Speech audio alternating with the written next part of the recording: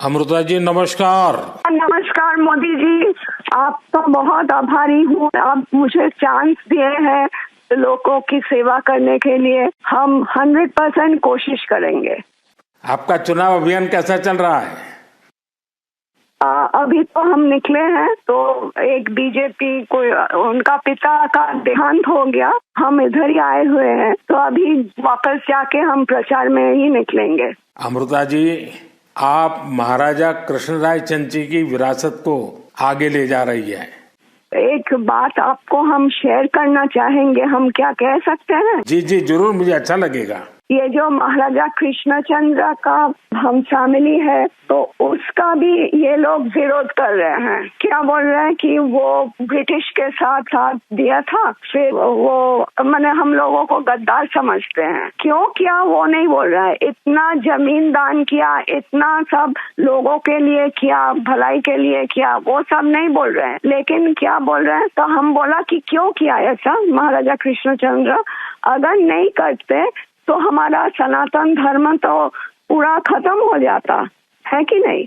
तो वो बात है, क्योंकि तब का वो जो नवाब थे सिराजुद्दौला, तो वो तो बहुत अत्याचारी भ्रष्टाचारी थे। तो उसीलिए उन्होंने तो अकेला नहीं किया, बहुत सारे राजाओं के मिलन हुआ, उसके बाद सभी ने किया।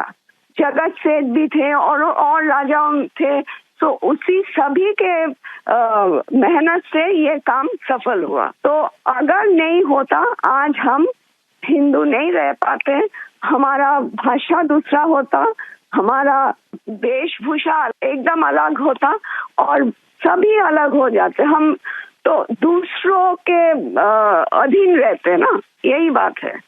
अमृता जी, बचपन में हमारे यहाँ हम लोगों को जो पढ़ाया जाता था, उसमें कृष्णचंद्र राय की समाज सुधार का काम, बंगाल के विकास का काम, बंगाल के विकास के मॉडल, ये सब सुनने को मिलता था बचपन में। अब देखिए, ये वोट बैंक की राजनीति करने वाले लोग हैं, तो बहुत ही अनाप शनाप आरोप लगाएंगे और 300 साल पहले की घटना निकालेंगे, 200 साल पहले की घटना निकालेंगे और बदनाम करने का प्रयास करेंगे। वे खुद अपने जो वर्तमान पाप है, हाँ, उसको छिपाने के लिए वो ऐसी चीजें ढूंढते रहते हैं। लेकिन जब भगवान राम की बात आती है, तो वो कहते हैं कि सबूत कहाँ है, इतनी पुरानी बात क्यों निकालते हो। लेकिन जब कृष्णचंद्र राय की बात आती है तो वो तुरंत निकालते हैं।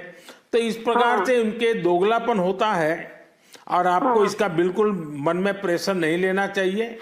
आपने तो बंगाल का उज्जवल भविष्य और आपका स्वयं का जीवन भी लोगों के लिए रहा है। हाँ जी। और आपके सामने बंगाल की विरासत को बचाने की भी चुनौती है, और आप इसे कैसे देख रही हैं? आप? हम पॉजिटिवली देख रहे हैं। हमारा लड़ाई जो है लोगों का सेवा के लिए है, करप्शन हटाने के लिए है और वंचित लोगों के उपकार में आने के लिए है। आपने देखा होगा, इन दिनों लड़ाई 2 खेमों में बट गई है। एकदम। एक हमारा खेमा है जो इस देश से भ्रष्टाचार को मिटाने के लिए कदम उठा रहा है, और दूसरा हमारे सामने वाला खेमा है, वो भ्रष्टाचारियों को बचाने के लिए इकट्ठे होना, एक दूसरे को बचाने के लिए लड़ाई लड़ना, आरोप करना, और जिन्होंने पहले खुद ने आरोप किए थे वो भी उनको बचाने में लग गए हैं। यानी उनके लिए देश उनकी प्राथमिकता नहीं है, सत्ता ही उनकी प्राथमिकता है।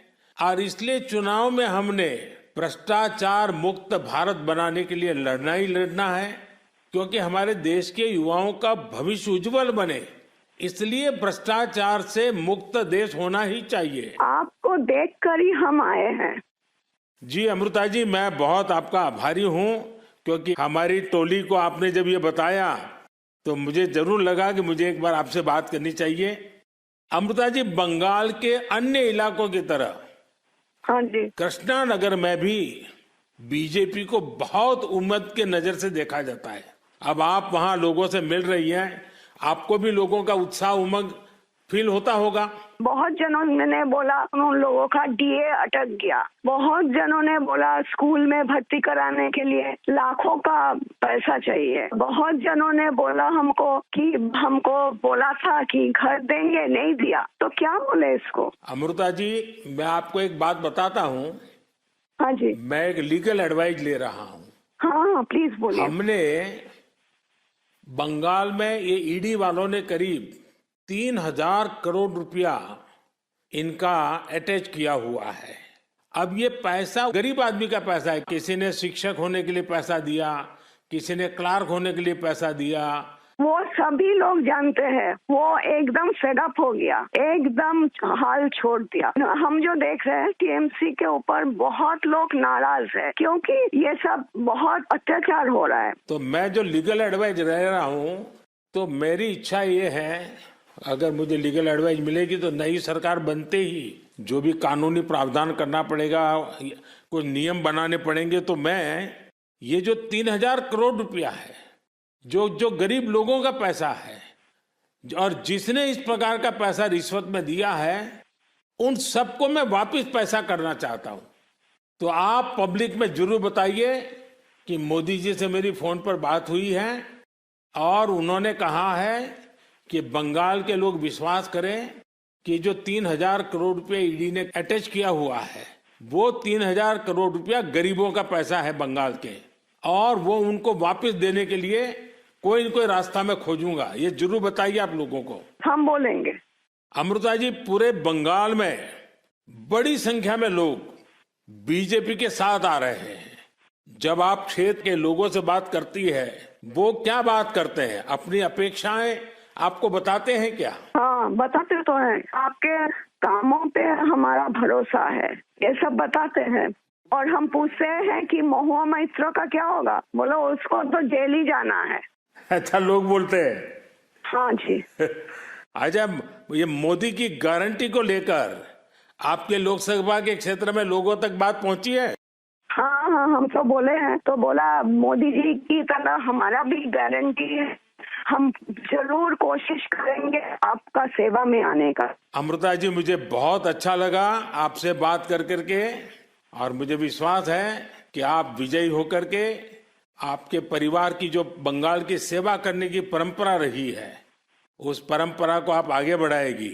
आपने चांस दिया है, इसलिए हम आभारी हैं। आपने ये चांस मुझे सौंपा है।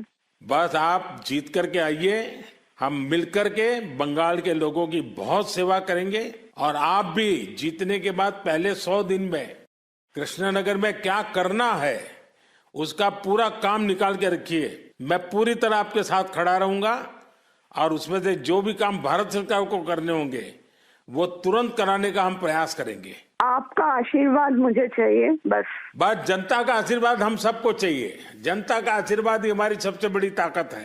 लेकिन आप मुझे गाइड करिए, ये हमारा रिक्वेस्ट है। नहीं, बिल्कुल हम संपर्क में रहेंगे, और मेरी आपको बहुत शुभकामनाएं हैं। बहुत बहुत धन्यवाद जी। नमस्कार।